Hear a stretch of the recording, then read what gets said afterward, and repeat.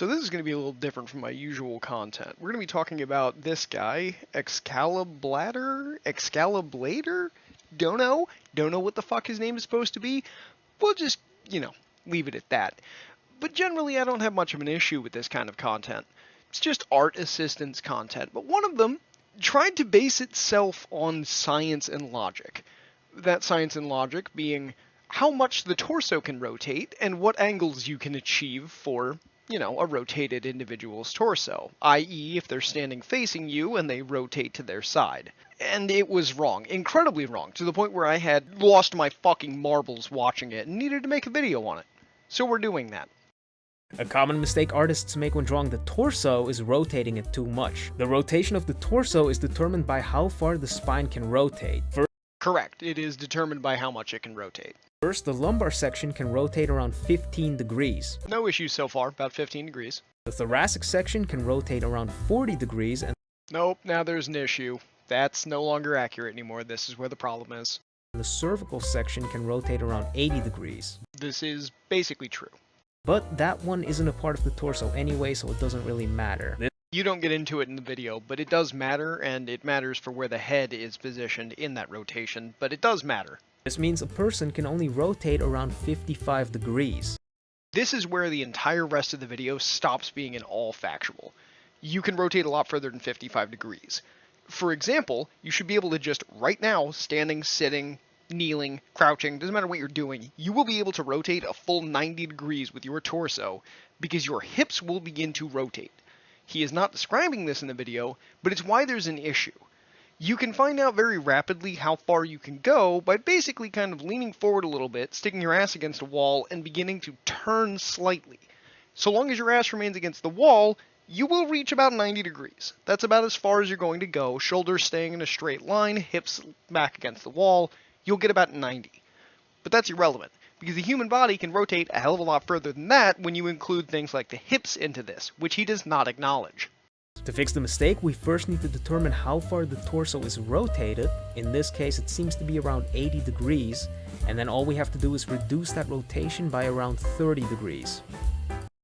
The rest of his video goes on to, quote-unquote, correct the torso rotation, but he doesn't address what you would do to make that same torso position while maintaining it.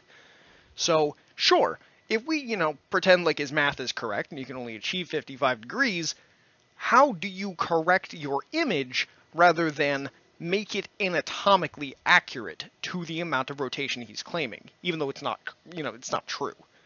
So this is where the three parts of the torso come into play, and he, wrongly assumes that, no, that neck part doesn't matter. Well, it does. The piece of art you're making, if you want that specific pose, and you want the neck facing that way, well, you can do that very easily. Even, assuming, you keep that same amount of torso rotation that he's claiming. Where do you fix it? Entirely in the hips. Almost all of the rotation issue there comes from where the hips are positioned and not the torso. You can figure this out very quickly by, as I said, standing up and just attempting to rotate that amount yourself.